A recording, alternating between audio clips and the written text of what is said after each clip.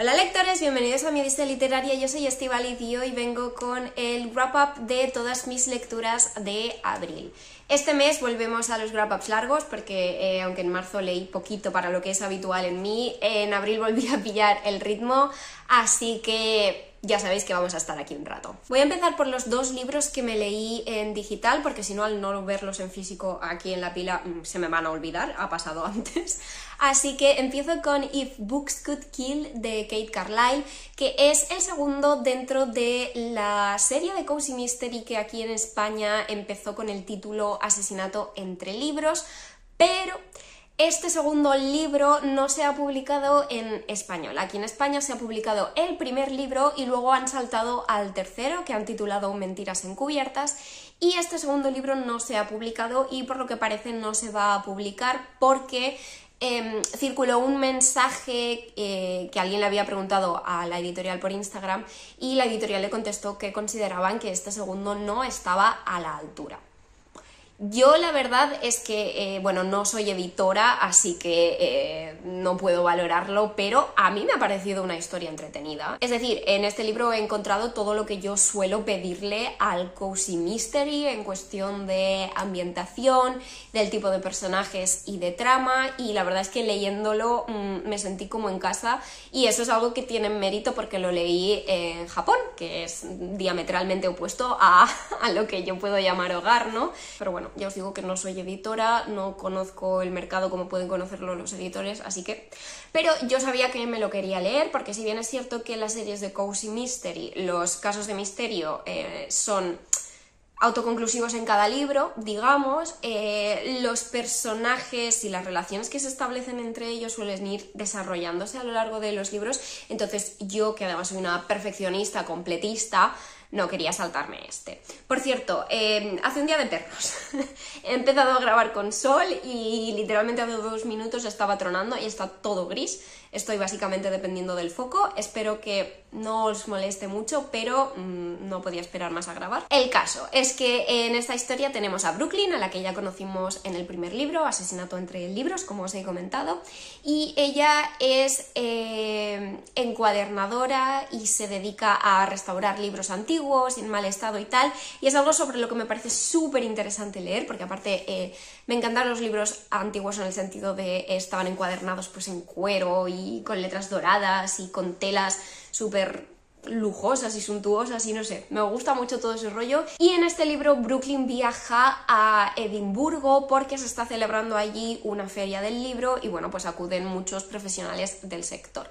Debo decir que la ambientación escocesa me ha encantado porque es uno de mis eternos pendientes en cuestión de viajes, ir a Escocia y a Edimburgo, y ya no solo la ambientación y la descripción de la ciudad, etcétera, sino que hay toques de historia escocesa que tienen su importancia y su relevancia en la trama y en el misterio, así que eso lo he disfrutado mucho, aunque sí que es cierto que no le encuentro demasiado sentido a que la protagonista cruce el charco, se vaya de San Francisco, me parece que es, a Escocia, y el elenco de personajes secundarios sea prácticamente el mismo que en el segundo, porque claro, como ella se mueve en ese mundillo de los libros, pues muchos de sus amigos y también de sus competidores visitan la misma feria del libro, y mucha otra gente de la vida de Brooklyn acaba casualmente en Escocia, en Edimburgo, en las mismas fechas. Entonces, no sé yo si tiene mucho sentido porque yo entiendo que en el segundo libro de la serie pues quiera seguir explorando a los secundarios también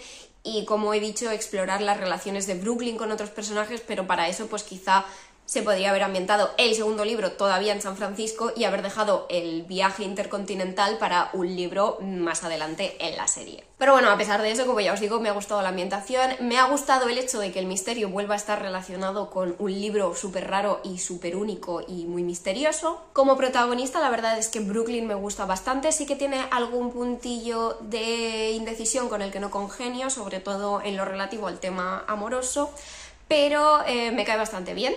Me ha gustado también que en este segundo conocemos más a Derek, que yo creo que va a ser un personaje muy importante en futuros libros de la serie. Y bueno, digamos que la relación entre Brooklyn y Derek va avanzando y, como os digo, sí que es verdad que hay alguna cosilla que me ha sobrado, pero en general bien. El misterio también me ha gustado, me ha parecido correcta la resolución, ni muy predecible ni tampoco muy inverosímil, así que sinceramente es un libro entretenido. Así que en términos generales la verdad es que es una serie que de momento estoy disfrutando y tengo ganas de seguir con ella. El otro libro que leí en digital fue Isn't It Romantic de Lyssa Kay Adams, que es la cuarta parte en la serie The Bromance Book Club. En español, por desgracia, solo han traducido el primero y no parece que vayan a ponerse con los siguientes, pero bueno, es una serie que yo empecé hace mucho en inglés, así que he querido seguirla en el mismo idioma. Ella es la hija de un periodista ruso que desapareció misteriosamente y ella escapó del peligro de la única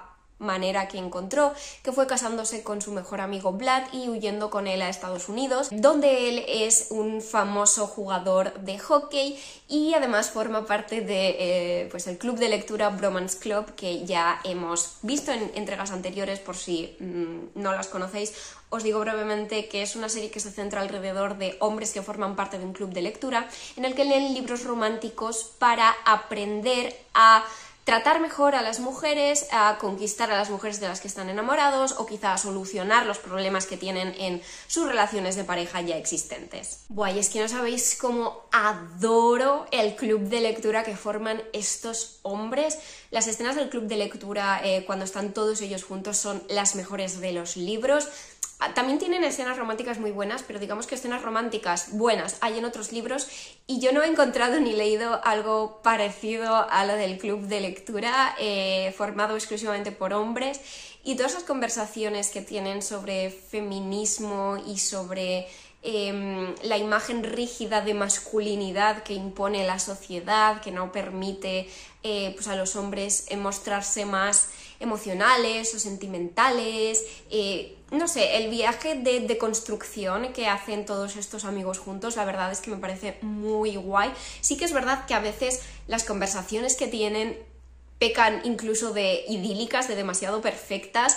Cuesta creer que en la vida real un grupo de hombres cis heterosexuales, y que además la mayoría de ellos son deportistas de élite y el que no pues es un cantante famoso y tal, cuesta creer que un grupo de hombres así mantuviera ese tipo de conversaciones en la vida real y se replanteara todo lo que se replantean ellos sobre pues la sociedad machista y heteropatriarcal en la que vivimos, sinceramente. Pero si hay que suspender la incredulidad, que sea por esto.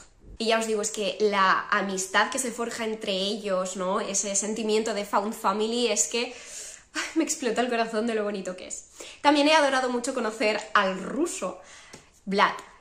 Porque en los libros anteriores la verdad que no estaba muy desarrollado, era básicamente un personaje que servía como alivio cómico única y exclusivamente, pero aquí descubrimos que es un personaje que tiene muchísima profundidad y que en realidad pues es un enorme osito de peluche y me ha conquistado totalmente. Su relación con Elena también me ha gustado mucho, porque es que la verdad que está plagada de tensión y de anhelo, de química, de sentimientos. Él lleva enamorado de ella toda su vida y por eso le pidió que se casara con él, pero sabe que ella solo accedió para huir de Rusia, etc. Y bueno, la verdad es que me ha gustado muchísimo. Es cierto que no adoro la falta de comunicación entre ellos, pero bueno, esta es una de las ocasiones en las que por las circunstancias que los rodean a ambos casi que lo entiendo. La parte individual de Elena, de su trama, todo el tema de la desaparición de su padre en Rusia y tal, ha habido momentos que casi me ha parecido un pelín inverosímil o difícil de creer, pero supongo que es solo porque todo ese tema está súper lejos de lo que es mi vida real, ¿no? Por suerte no he vivido nunca nada parecido y a ver, sé que hay mucho tema de mafias y cosas así en la vida real, así que no es que sea inverosímil, pero bueno, me ha costado más como conectar con esa parte. De verdad que el libro ha sido increíble, muy divertido también, como siempre, y la verdad es que está ahí en mi ranking con el número 1 por el puesto de mi libro favorito de The Bromance Book Club, la verdad. O sea, ahora mismo están muy empatados en la cima. En abril también leí El Gran Hotel de les Emocions de Lídia Brankovic, que tenéis publicado también en español con el título El Gran Hotel de las Emociones, y es un álbum... ¡Uy! Perdón, el dossier de prensa. Es un álbum ilustrado infantil sobre un hotel en el que se alojan las distintas emociones, y digamos que vamos siguiendo al manager del hotel mientras se encarga de cada uno de los huéspedes. Y aquí en la sinopsis dice que cada huésped tiene unas necesidades únicas. La ira, por ejemplo, hace mucho ruido y necesita mucho espacio para gritar y estar a sus anchas.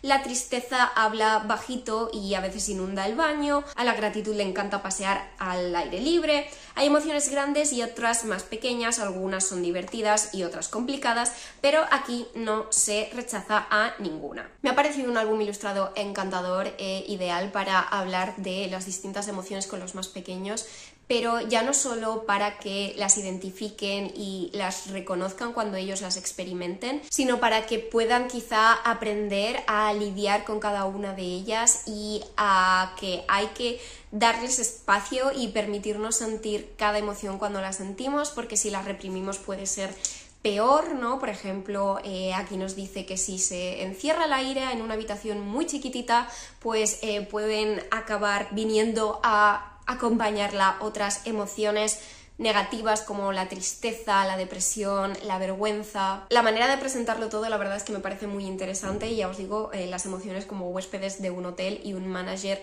encargado de proporcionar a cada emoción lo que necesite, porque además toda la metáfora del hotel sirve para ilustrar que las emociones vienen y van, que ninguna es un huésped permanente, que algunas se quedan más tiempo, otras menos, que a veces llaman a sus amigas para que les hagan compañía, ¿no? Las emociones que están, digamos, relacionadas. Y básicamente es un libro para empezar a hablar de salud emocional y de que tenemos que permitirnos sentir todas las emociones que sentimos, porque incluso las negativas son necesarias. A continuación, unas vacaciones vampíricas de Kirsten White, que es la segunda parte de Crónicas de un verano aterrador.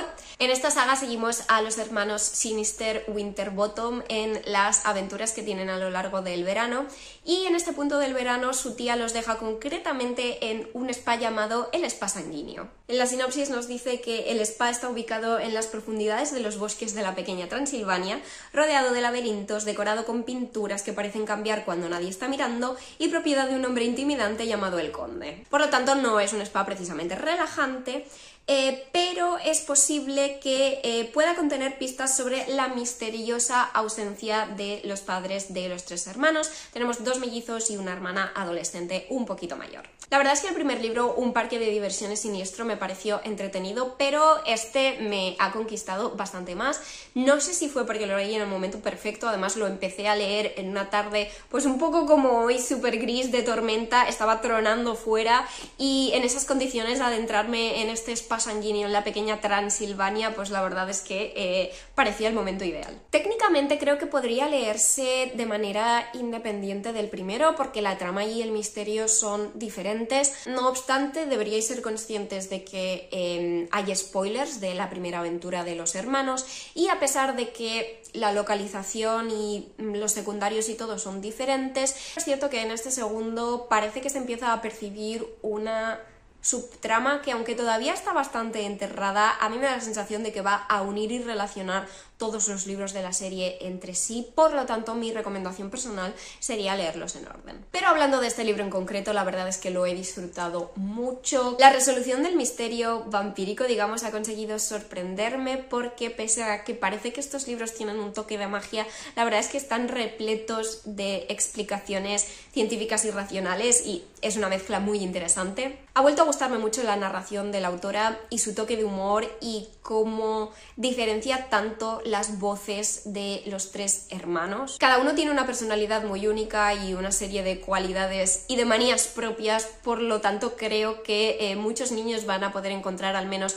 un personaje con el que sentirse identificado. Tenemos al obseso del control, el que es más reflexivo, el que nunca quiere meterse en problemas y siempre procura respetar las normas. Tenemos a su hermana melliza, que es pues más alocada e impulsiva y aventurera, pero que también experimenta algo que aquí se describe como un zumbido, y que yo creo que está intentando describir la ansiedad. No recibe en ningún momento directamente ese nombre, pero a mí me da la sensación de que eso es lo que está intentando transmitir la autora, así que presentar un personaje infantil con ansiedad me parece muy interesante y probablemente muy necesario. Por otro lado, me encanta cómo, a pesar de lo diferentes que son entre sí, los tres siempre se apoyan un montón. La hermana mayor adolescente obsesionada con el teléfono móvil, que hasta tiene nombre, se llama Rodrigo.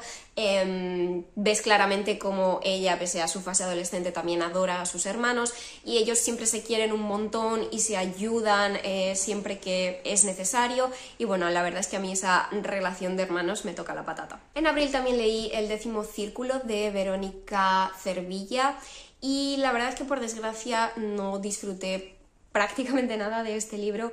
Esta es la historia de Gara, que llega a Granada huyendo de un acontecimiento traumático de su pasado y el caso es que llega a Granada huyendo con ganas de olvidarse de todo, de romper completamente las relaciones que tenía en su lugar de origen y de centrarse en su doctorado.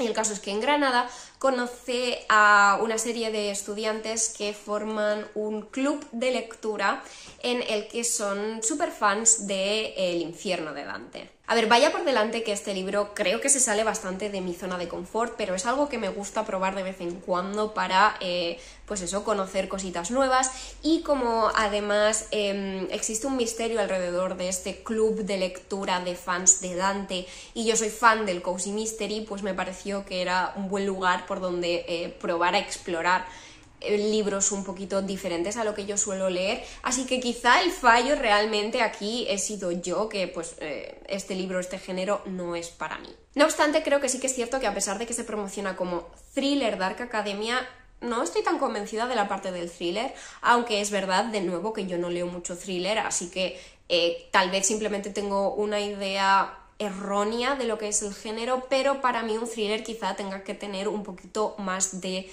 tensión de la que he encontrado en este libro. Salvo las últimas 80 páginas en las que la verdad que sí que entramos en un ritmo un poquito más trepidante, el libro me ha parecido un poquito lento y sinceramente me ha aburrido. Porque además es que tampoco me han caído demasiado bien los personajes. La prota, Gara, pues como os he dicho, está en un momento vital muy complicado y a lo mejor simplemente hablo desde el privilegio de no haber pasado nunca por nada semejante y ojalá no pase nunca por nada semejante, pero se me hacía un personaje muy deprimente, ¿no? Gara transmite una atmósfera muy gris, muy triste, se regodea en la pena y en la autorrecriminación y bueno, la verdad es que pues leer sobre ella y su punto de vista y su vida me ha parecido un poquito deprimente. Ya os digo que seguramente por el privilegio de no poder identificarme con ella, pero la verdad es que yo no busco deprimirme con la lectura. Sinceramente soy de cosas pues un poquito más alegres o entretenidas, no tan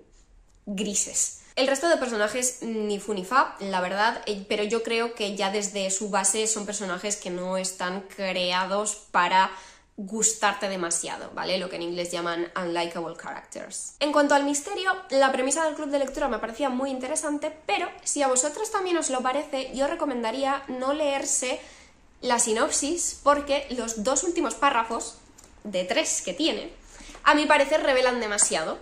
Y yo estaba en la página 240 de esta historia de... ¿qué te voy a decir? No tendrá muchas más de 300. Bueno, vale, 377, pero tiene una letra muy grande y unos buenos márgenes, así que el nivel de historia, digamos que no faltaba tanto. Y el caso es ese, que en la página 240 todavía había muchos detalles de estos 2 párrafos que no se habían revelado completamente, entonces yo estaba esperando algo que no llegaba, y no llegaba, y no llegaba. Y sinceramente también Gara tarda un poquito, demasiado en darse cuenta de que hay algo un poco turbio en ese club de lectura. Evidentemente la Divina Comedia de Dante es un punto muy central de la historia, también hay referencias a otras obras literarias y me pregunto si quizás es un libro que se disfrutaría un pelín más si has leído la Divina Comedia. Porque claro, yo evidentemente pues he oído hablar del libro y de todo el tema de los círculos del infierno y tal, pero no he leído el material original. Entonces me pregunto si es posible que quizá habiéndolo leído haya más posibilidades de disfrutar del libro. porque también debo reconocer que si bien Gara tarda mucho en enterarse de las cosas y entonces parece que la historia no avanza o no avanza lo suficiente en la dirección en la que debería de ir, el final es muy apresurado, acaba como muy de golpe. Eso sí, me ha gustado mucho, por ejemplo, la ambientación en Granada. Es una ciudad que he visitado varias veces y me parece que la autora ha conseguido recrearla muy bien. Y además el estilo narrativo de Verónica me ha parecido muy bueno. Me encanta sobre todo cómo enfoca las descripciones y en términos generales es una prosa que se deja leer muy bien. Así que en definitiva es un libro que tenía una premisa que me parecía interesante, pero la ejecución no ha acabado de ser de mi gusto. En abril también leí Aurora Burning, que es la segunda parte del ciclo Aurora de Jay Kristoff y Amy Kaufman. Os hablé un poquito del libro en mi último blog, así que voy a procurar no extenderme demasiado. El caso es que se trata de la segunda parte de una trilogía de ciencia ficción, que es un género que yo no suelo leer mucho, pero la verdad es que me está sorprendiendo, entre otras cosas, por ese motivo, lo mucho que estoy disfrutando de esta trilogía. El primero ya me sorprendió porque es verdad que a pesar de leerlo por obligación, digamos, por motivos de trabajo, lo disfruté más de lo que esperaba. Y este segundo lo he disfrutado incluso más, quizá por ese añadido de que en esta ocasión sí que quería leerlo y no lo estaba leyendo por obligación. En esta historia nos encontramos con varios cadetes de la Academia Aurora que forman parte del Escuadrón 312. Y bueno, la verdad es que a rasgos generales es la típica trama de hay un malo muy malo que quiere acabar con todo el universo, con todas las razas, y pues evidentemente nuestro grupito de protagonistas son los únicos con las capacidades o la voluntad de detenerle. Si hay algo que este segundo libro me ha ayudado a confirmar es que el punto fuerte de esta historia son los personajes. Es uno de esos casos en los que el elenco está formado por personajes súper diferentes entre sí, pero es muy chulo ver cómo van afianzándose las amistades e incluso quizá las relaciones con tintes un poquito más románticos, ver cómo se interrelacionan entre todos y cómo van aprendiendo a trabajar en equipo y cómo las cualidades de unos encajan y complementan a las de otros. Mi personaje favorito es Finian, pero en general todos me tienen bastante enganchada a su desarrollo y a su progresión en esta historia, y me gusta mucho ver cómo va creciendo entre ellos pues ese sentimiento de found family. La trama espacial, la verdad es que está bien, es correcta, como os he explicado no es algo súper nuevo, pero está bien ejecutada. Creo que la manera de escribir de los autores con capítulos cortos y dando una voz muy propia a cada uno de los personajes, porque está narrado desde el punto de vista de varios de ellos, pues todo ello crea un conjunto súper entretenido. Además, el cliffhanger del final, o sea, había cosas que me las esperaba, pero otras no, y la verdad es que el final me ha dejado con la boca abierta y con unas ganas de que se publique el tercero y de tenerlo ya en mis manos, que no puedo con ellas. A continuación tengo Charlie, el amor y los clichés de Ella Macy, que es una autora de la que yo había oído hablar, la verdad que maravillas. Creo que en español hasta ahora solo habían publicado 2 de sus libros, pero tenían estas típicas portadas románticas de antes con un hombre descamisado en portada, me parece que pues no eran nada de mi rollo, pero cuando Titania anunció que iban a traducir este nuevo título suyo y con esta cubierta, pues supe que era mi momento de darle una oportunidad, y la verdad es que después de leerla entiendo perfectamente el hype y todo el revuelo que crean sus historias. Esta en concreto es la historia de Charlie, que conoció a Will hace 6 años y ambos se encontraban cada noche en una cafetería y compartían unas horas juntos, pero Will desapareció misteriosamente un día, no acudió a la cita, no volvió a acudir y Charlie nunca supo por qué. ¿Qué pasa? Que en el presente resulta que la empresa en la que trabaja Charlie, que además es la empresa de su padre en la que también trabaja su hermana, contrata a Will como nuevo empleado y ponen a Charlie dentro del equipo de Will. Ambos lo hablan y deciden que van a mantener una relación profesional, quizá amistad, pero bueno, en definitiva que ninguno de los dos se siente ya atraído por el otro, así que las cosas no van a avanzar en esa dirección. Ja.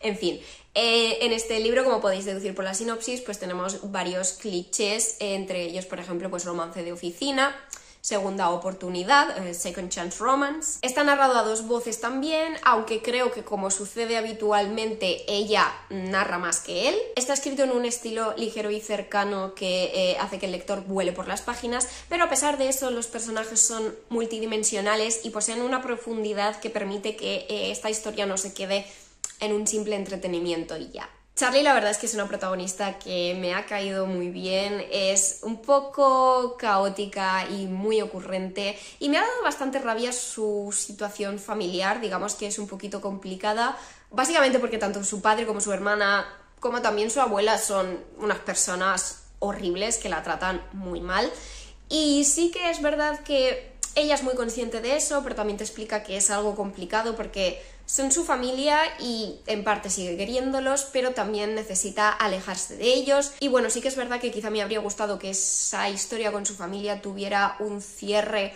un pelín más contundente. Pero bueno, no quiero entrar en detalles para no spoilear a nadie. Entiendo que el final que elige Charlie, digamos, también es una buena solución por su salud mental y emocional. Por otro lado, la relación con William me ha parecido súper bonita y sana. Ambos son dos personas maravillosas y se apoyan un montón y me ha gustado mucho ver su relación y cómo va progresando, cómo se van conociendo más a fondo, porque realmente, aunque tuvieron algo que para los dos fue bastante intenso, en realidad nunca llegó, por ejemplo, a nada físico. Simplemente era una atracción y al fin y al cabo se conocían de una semana, así que ahora realmente es cuando se empiezan a conocer bien y a fondo y me ha gustado mucho. Lo que sí que no ha acabado de convencerme es, adivinad, el drama del tercer acto, pero por un motivo muy concreto, no porque haya un drama en sí, sino porque me parece que para crear el drama, la autora ha hecho que uno de los personajes cambiara un poco radicalmente de personalidad, es decir, uno de ellos muestra una actitud que a mí me parece que no cuadra nada con lo que hemos visto del personaje hasta ese momento y que simplemente lo ha metido ahí porque lo necesitaba para crear el drama, pero no me parece consecuente con la personalidad de dicho personaje en el resto del libro. Pero bueno, al margen de eso, es una historia que he disfrutado mucho y que me ha dejado con ganas de seguir leyendo a la autora. En abril también leí Una apuesta de amor de Lynn Painter, que es la segunda parte de El señor número desconocido. En esta ocasión el protagonista es Jack, que es el hermano de Olivia, la prota de ese primer libro, y Hallie, que es una camarera con la que tiene un rollo de una noche.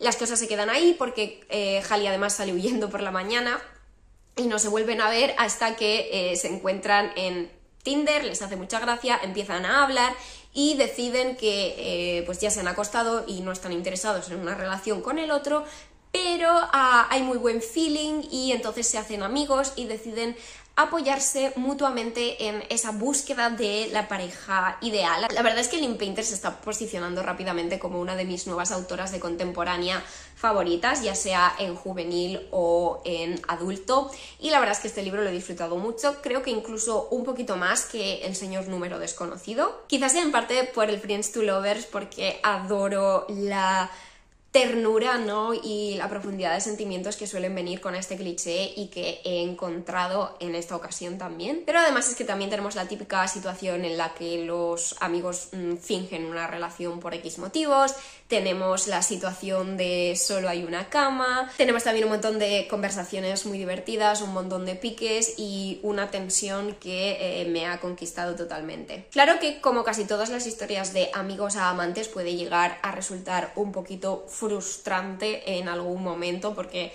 también llega ese momento en el que ves que ambos saben que sienten algo más por el otro, pero pues están en negación totalmente porque creen que eso lo estropeará todo, etcétera.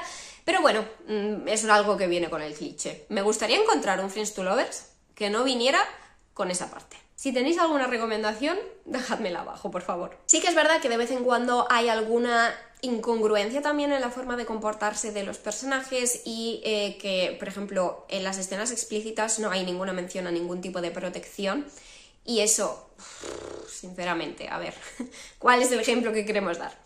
Pero bueno, al margen de eso, ya os digo, es una comedia romántica muy divertida, muy entretenida, que me bebí en cuestión de 24 horas y que os recomiendo si estáis de humor para una historia así. El penúltimo libro de este Wrap Up es El Club del Crimen de C.A. Larmer, que es la primera parte de una nueva serie de Cozy Mystery que se ha empezado a publicar en nuestro país. Ya está publicado también el segundo libro, pero la reseña de este la tendréis en el Wrap Up de mayo.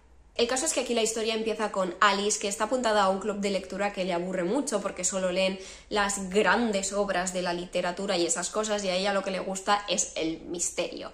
Entonces decide formar su propio club de lectura en el que se juntan pues varias personas más con gustos afines a los de ella, y además deciden empezar a leer toda la obra de Agatha Christie, lo cual pues es un puntazo. De hecho, el título original del libro era el club de lectura de Agatha Christie o así, pero bueno, la autora lo cambió para poder ampliar más el repertorio en futuros libros. El caso es que en un punto concreto del libro uno de los integrantes del club desaparece. Nadie de su familia parece preocupado al respecto, pero el club de lectura sí, y se ponen a investigar. Creo que en esta ocasión las altas expectativas me han jugado un poquito una mala pasada, porque sinceramente prácticamente no había oído otra cosa que reseñas 5 estrellas de este libro, y ha estado entretenido, lo he disfrutado, he pasado un buen rato, pero para mí no ha llegado a ese super nivel de disfrute. No obstante, sí que me ha gustado y tengo ganas de seguir con la serie. Ya os he dicho que de hecho ya me he leído el segundo, y me gusta mucho el concepto del club de lectura de fans del misterio. Es cierto que hay uno de los integrantes que ya en este primer libro no me cayó demasiado bien, y que en el segundo de hecho he confirmado que no me cae nada bien, pero bueno, el resto en general sí que son personajes que me gustan y tengo ganas de seguir viéndolos en futuros libros de la serie. Y bueno, me han gustado las escenas en las que todos se reúnen y hablan de las pistas que han recabado acerca de la desaparición de una de sus integrantes, etc. Creo que además del hype excesivo, lo que ha hecho que no disfrute tanto de este libro es que, llegados a cierto punto, la historia me pareció predecible. No la historia en sí toda, sino el misterio. Creo que en parte pretende ser un homenaje a Agatha Christie y lo veo, pero por otro lado considero que para fans de Agatha Christie quizás sea demasiado predecible. No, es que iba a decir algo, pero creo que podría considerarse, no spoiler exactamente, pero creo que daría demasiadas pistas de a qué me refiero con lo de fan de Agatha Christie, así que nada, vamos a dejarlo ahí. Entonces, claro, digamos que esa predecibilidad para mí le ha restado un poquito de emoción, porque por otro lado no veía cómo es que un club de fans de Agatha Christie tardaba tanto en entender por dónde iban los tiros de este misterio. Pero en fin, que como he dicho antes, ha sido una lectura correcta, entretenida, creo que con potencial para disfrutarla más en futuras entregas, predicción que ya se ha cumplido con el segundo, así que estoy deseando que nos traigan futuras entregas de la saga. Vale, y por último, un libro que es tan famoso y gusta tanto que a veces se hace un poquito difícil hablar de ese tipo de libros, pero me refiero a Divine Rivals de Rebecca Ross, que es la primera parte de su biología Letters of Enchantment, creo que se llama. Ya está publicado en español este primero, Rivales Divinos, y el segundo también, Promesas Crueles, así que la biología ya está completa tanto en inglés como en español. El caso es que esta es la historia de Iris Winnow, que al principio del libro trabaja en un periódico, donde también trabaja Roman Kidd, que digamos que es su rival porque están compitiendo un poco por el mismo puesto. El caso es que todo se ambienta en un mundo en el que hay dos dioses en guerra, y el hermano de Iris ha ido a la guerra para luchar por una de esas dos diosas, pero desaparece. Iris no tiene noticias de él en el frente y al final acaba alistándose ella también como reportera de guerra. El caso es que durante la desaparición de su hermano, Iris le estuvo escribiendo cartas que al principio no tienen idea de que cayeron en las manos equivocadas.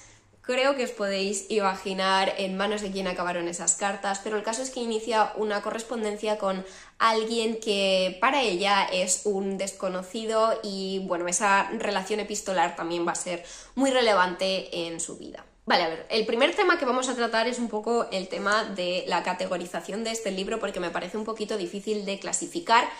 Sí, estrictamente hablando se podría definir como fantasía, aunque es un mundo de fantasía fuertemente inspirado en la Primera Guerra Mundial, por cómo se describe pues la sociedad, la ropa, etcétera, aunque es verdad que tiene ese toque de magia, tiene edificios mágicos como con conciencia, y también hay objetos mágicos como la máquina de escribir en la que redacta Iris las cartas para su hermano. Bueno, que tiene toquecitos de magia y que se supone que estamos en mitad de una guerra de dioses, ¿no? Pues la existencia de dioses también señalaría de alguna manera una ambientación más fantástica, pero no del todo, o sea, no del todo. Creo que la ambientación no es lo más importante de la historia, lo más importante son los personajes y sus relaciones, y creo que ese toque fantasioso al final es mínimo y poco relevante en la historia, por lo tanto no es un libro que yo recomendaría a fans de la